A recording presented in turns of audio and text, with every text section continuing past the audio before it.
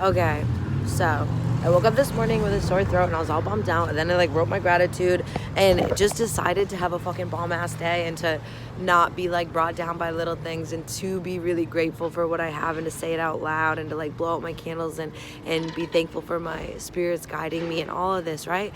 But a real game changer was when I realized that my throat was hurting, right? And I said, why is this happening? Like, and I'm thinking of people I've been in contact with or like stuff I've been eating, and I'm like, no, there's so much more to this. Like, this is an energy center, and this is the throat chakra. Like, it's a subtle energy center, and when there are imbalances like this sore throat, that means there's this energy distribution that's not balanced in the body.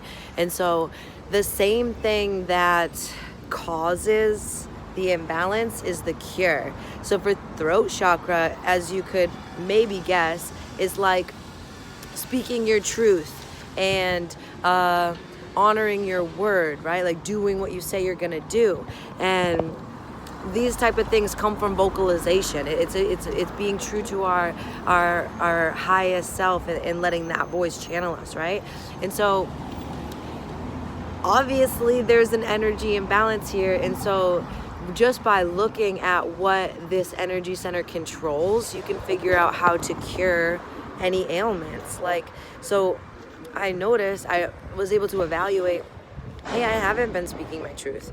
And I know right when it started, right when this fucking sickness started, is when I was not speaking my truth. Like, I started to say some stuff that wasn't true, or at least just not saying things that were true when I knew the truth, but I was acting in a different way, if that makes sense. I don't want to give an exact example right now, but maybe on the next one.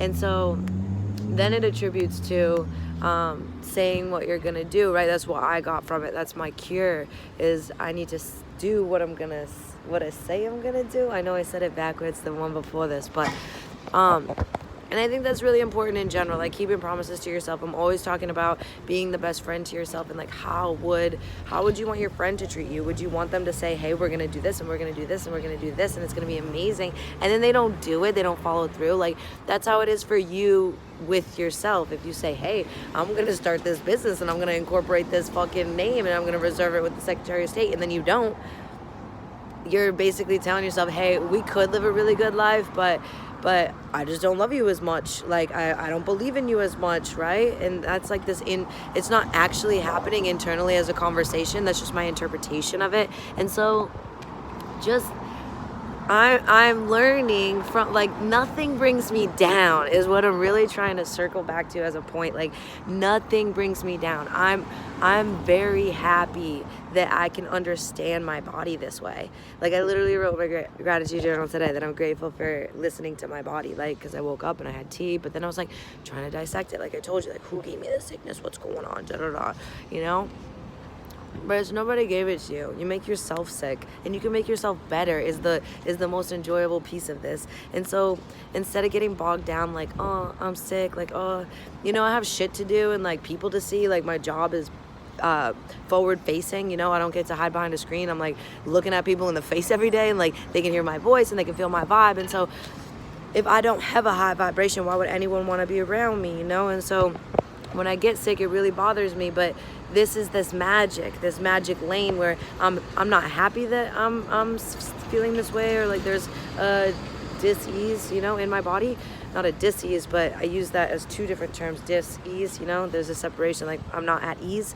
But this whole thing is serving me. I don't let anything not serve me. And I think that's the difference between everyone asking, like, why are you so excited and happy and joyful and smiling all the time? It's like, I have a fucking choice. It's not that I'm choosing, like, hey, be happy, don't be sick, don't be sad. Like, it's not what I'm doing. I'm just seeing everything as a blessing rather than anything else. Like, I'm able to understand myself better this way. And I think that is even more beautiful than anything.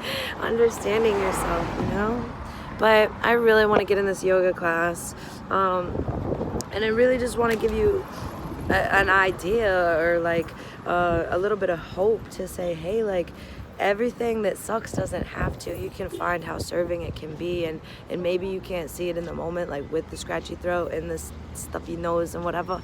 Maybe you can't see it while this is going on, but I hope you can see it after, because it's really important to just let everything be. Just let it be, accept it, see it from an observer, zoom out, you know? Like, you could watch the game from the stadium, or you could watch the game from a blimp, you know?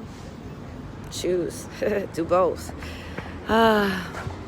So yeah, I know that the cure to this is exactly what caused it. And so to follow through on my word and to trust myself enough to be able to be confident enough to tell people like it is instead of not. And telling myself like it is, like, hey, like, we can't, whatever. I'm not even gonna say we can't get it done today, because we can, okay, baby, we're gonna do it right now.